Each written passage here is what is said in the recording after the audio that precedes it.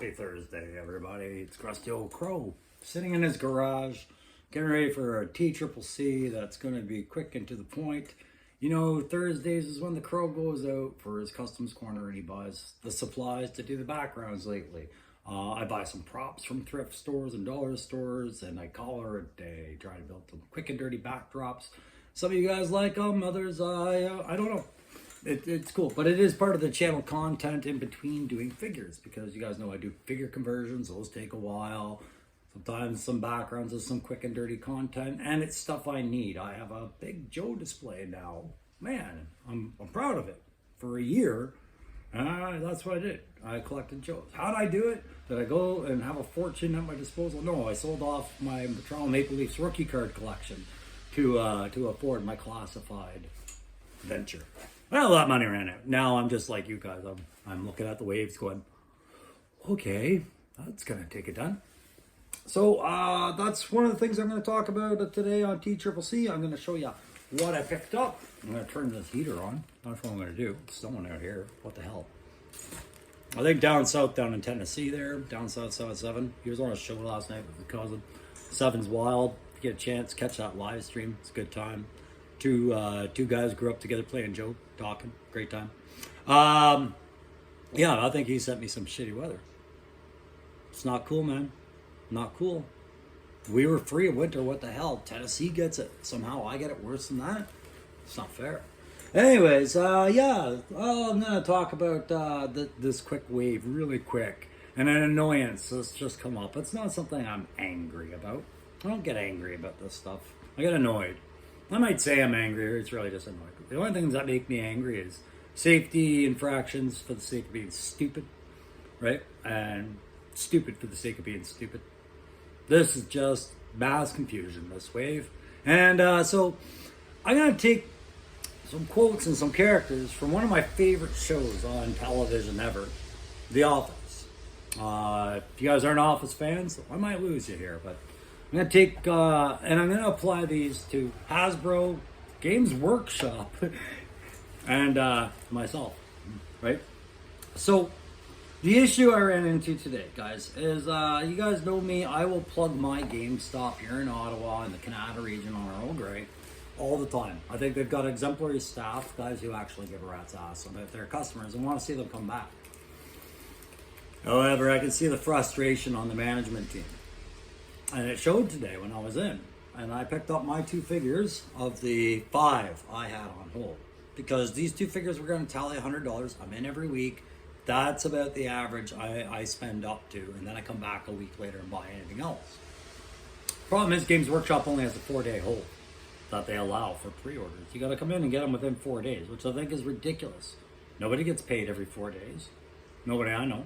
Unless they're selling weed. Oh wait, that was the 80s and the 90s. So, when I walk in there, this is me embracing my geekdom. I am telling you guys, I'm after everything that is in my culture reference. Mostly G.I. Joe, the occasional Marvel Legends, some sale figs. I do conversions. They know this. They also know I have a YouTube channel. And that everything I'm buying on a weekly basis, those 2 to 3 figures a week, were always for content, and I was always going to come back.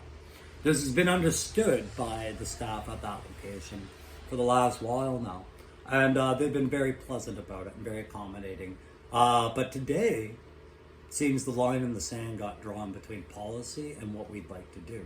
When it came to the other pre-orders I didn't pick up, and you guys, you're going to light me up. I turned down Techno Viper today. Why? Because he was only one better than Big Boa in my book. I turned down Big Boa earlier, and now I actually would rather have a Big Boa than a Techno Viper. You'll see why. But I didn't really care. I didn't really care for those 2 characters. To me, Techno Viper looked like a McDonald's drive-thru caricature, and Big Boa was just comical. But I've watched other reviews. I've heard things. I've seen them up close out of the box now. Yeah, I'll get them. But am I going to put myself out in any way, shape, or form to get them? No. I stick to my budget. In fact, what happened today just reminded me how close I came to being one of those little shill ponds. I just had to have everything Hasbro pumped out as fast as I can just so I can do these shows. There's lots of Techno Viper reviews out there, guys. Mine will get there when it gets there. But I'm not going to be held to a 4-day hostage situation for a figure I ordered in good faith. But we all had no idea they were going to come like this. Here's all your figures. Thank you. Hasbro walks away. $350 over 2 weeks, 3 weeks? No, I'm not doing that. So I picked up my 2 figures that were the highest on my priorities today. I put back the Techno Viper and I put back the 60th anniversary Navy Diver with the intention of coming them back for them. And I put back the second one of these that I had ordered, because I had ordered 2, but I didn't realize it would be going to be such distribution issues. So I did the fair thing, my being a good customer, said, you know what, I'm not going to get to that. I fully understand if you put that back on the shelf for another customer who is really trying to get one. They're hard to get right now. No problems. When she went to go put back my other 2, she said, you're going to be back tomorrow for these? I said, no, I'll be back next Thursday, like always, and I'll pick them up. No. And she puts them back with the other one of these. And I said, well, wait a minute now. I thought I had heard that, and I had heard that there had been discussions with certain locations about regular customers who all come in weekly and buy their stuff on that routine, the ones that are coming back for their stuff, that maybe they could be extended a little bit on their holds because Hasbro kind of blindsided these stores with the wave going that way. I know for a fact they're through a reliable source that such discussions have been had, and where they lay with every individual store, I have no idea. So when I mentioned this to her, they immediately, well, who told you that? I said, it doesn't matter. I said, it's somebody that works within the system. I'm not going to say where. But they had heard that this conversation was happening. Were you privy to it?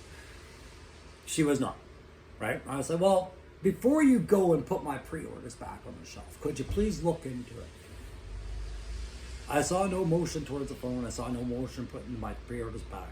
So to me, that's a Dwight Schrute move. And it's a shame because they hadn't pulled it. But it's Hasbro's fault, really. I don't want to blame Hasbro for everything, but they gave us what we wanted, but they did it in a monkey's paw effect. Oh, you want more figures? Here, right? So both Hasbro and the retailers dealing with this wave are looking at it like this. I don't care, right?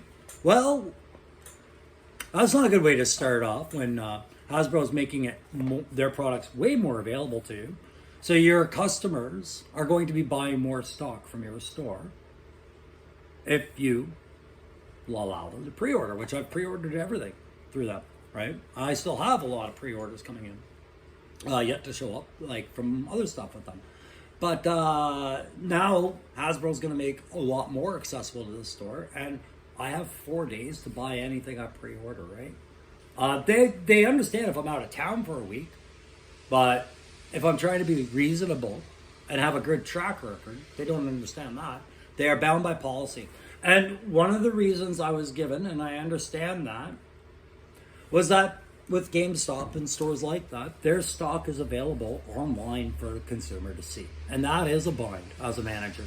How do you make an exception to a rule, say 4 days, and push it to 8 or 7, and let people see that the thing is stocked in, but then say you don't actually have it because you're holding it for an exception?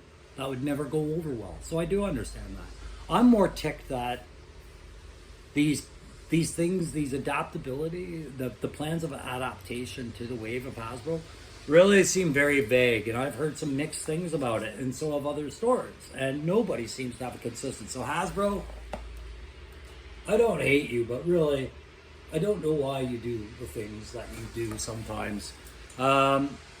Yeah. So I thought this was cute for pre-sale. I'm just going to read it to you. It's Dwight Schrute running through the lobby, and here's what it says. Pre-sale. Take this time to get your mind and body ready for the fight of its life, because sales is a brutal street fight. But price points will be your brass knuckles. And customer service, when backed into a corner, might just be your Molotov cocktail out of there. Get focused. Okay. Hey, GameStop. Everybody. That applies.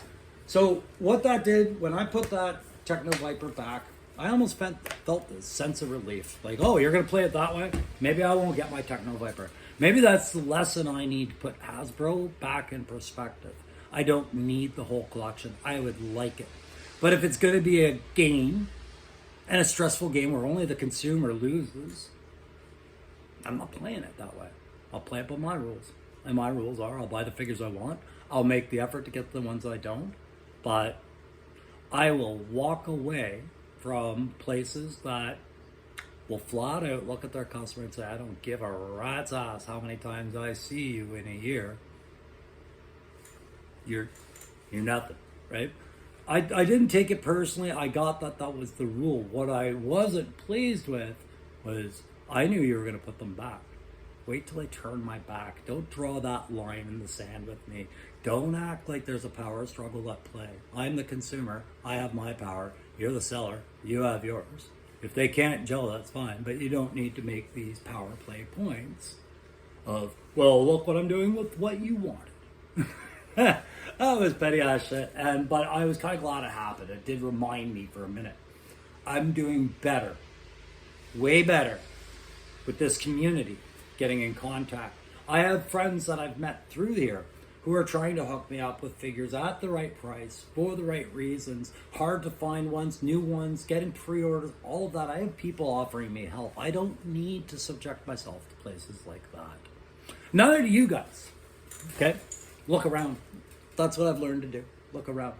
So what that means for me in GameStop, yet to be determined. I'm going to go back next week, see if my figures are still put aside for me. And if they are, great. I'm glad that all got sorted out. But if not, I will finish off what I have pre-ordered there. And I'm going to move to a different location where I've been told that will not happen for me. Again, no personal feelings towards the people. It's the policy. So I picked up my Recondo today. You're going to see a review. Yay, Recondo. And I now see the hype of it. Look at this car stock.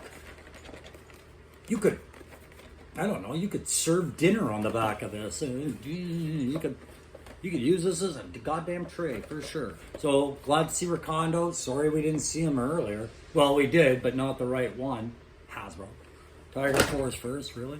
And we're going to see this guy, and this is the one out of the end, all the wave. I think I was the most excited about him. And the Navy Diver, and I would have loved to have picked up the Navy Diver today, but the price points, I gotta switch them up. But I'm very excited to open this up. Oh, can't wait to do a review on that. Thrift finding wise, what'd you do? Well, Crow went out and he got himself his weekly can of Krylon Fusion 2-in-1. This is a great spray to get ready for conversions and doing lots of stuff like that. I've decided to give Hasbro the big, oh yeah, as far as their lack of naval vehicles. And in the background, I found this nifty thing. I'm going to do that up just for the background of my naval diorama. Like on my shelf space, I'll have a theme. There'll be a Navy theme because we have shipwreck, we have divers, we have characters that can go there. But I really like this little sub. It makes little soundy sounds.